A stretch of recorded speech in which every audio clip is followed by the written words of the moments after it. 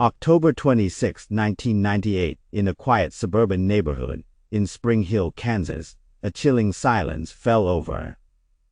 Oak Street number 14 sat empty, its windows dark, and still the air felt heavy, charged with an unspoken dread. Neighbors whispered about strange happenings, a light on in the dead of night, a fleeting shadow in an upstairs window. Something felt terribly wrong, a knot of unease tightening in their chests. The disappearance of the Miller family had been sudden and unnerving. One day, they were there. Laughter echoing through the yard, the next a void, a half-eaten meal on the kitchen table, a game of Monopoly unfinished on the floor. It was as if they'd simply vanished, leaving behind a perfectly preserved tableau of everyday life, twisted into something deeply disturbing. The mystery deepened with each passing hour.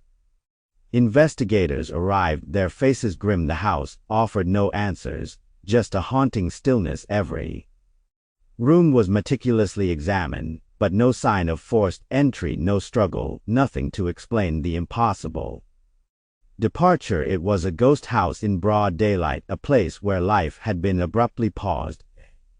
Terrifying snapshot of a mundane scene, gone horribly awry. The silence began to feel less like an absence and more like a presence, watching, waiting.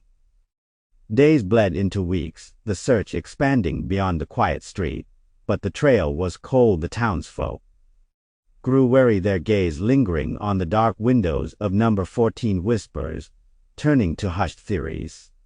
Fear was a palpable entity, now wrapping its tendrils around the hearts of the community. The unknown was a far more terrifying monster than anything they could imagine, a lurking dread that permeated their once peaceful lives. To this day, the fate of the Miller family remains a mystery. The case of the empty house on Oak Street is a stark reminder of how quickly security can crumble, how the familiar can become terrifyingly alien. It's a chilling tale that leaves you wondering what truly happened behind those closed doors.